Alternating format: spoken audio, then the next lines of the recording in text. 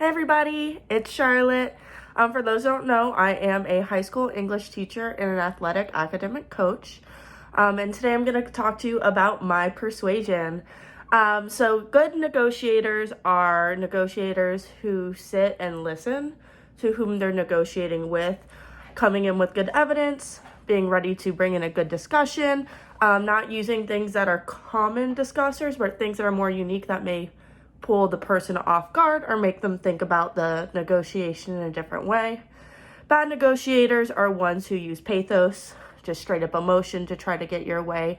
They don't really have logic or any base of why the thing is important, and they don't listen well. Listening is crucial because it's really like a dance. You have to go both ways. I really like to bargain. Since I was a little kid, I've been very into it. When I was little, I would go garage sailing with my family, or we go to the flea market, and it was just like my favorite drive over the weekend was to go and bargain. So it's always been something I've had a big passion in. I feel I'm really good at persuading others. A big reason why is because I teach speech, and within speech, the first basis of it is I talk about persuasion. We talk about psychology and hand movements and emotional intelligence and how to deter talking to people and when to talk to people. So it's something I've really studied to make sure that when I'm teaching my students, I'm teaching the right thing. I feel like as a whole, a lot of people aren't the greatest persuaders because they don't have that connection to that communication, especially with today's day and age, because we do everything on our phone. Everything is behind a screen. So we're writing away. And let's be honest, sometimes we text people things and it sounds very different than what we mean. So we have that block where translation is lost. And also going back to the technology, when we're always on our phones, the first time we have to say something in person, it may not go as well as planned because we're not used to having that face-to-face communication. So overall, I feel like we're more at a loss than we were in the past. So unfortunately, I don't think we have many great communicators these days. When it comes to competency in bargaining, I feel like I'm someone who's really driven by knowledge. When I go to learn, I don't just learn what the textbook says.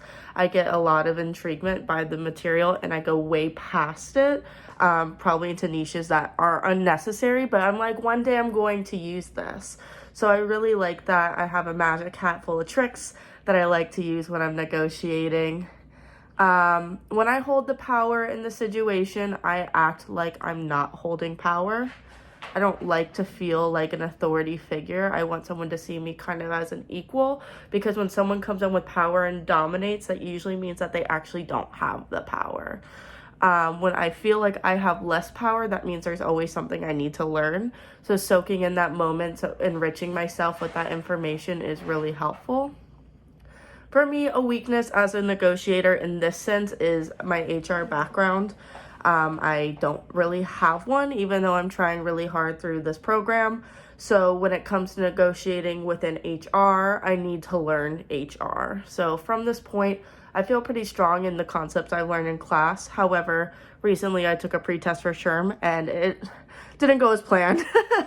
That's okay though, because now I have stuff to learn. But until I learn those details when it comes to HR, I do feel overall that I'm weaker than the common classmate. So through this course, I hope to learn skills from HR to include or embed in my negotiation. But I also just want to become a better negotiator because there's always room for growth. So I hope this makes sense. Awesome. Okay. Have a great day.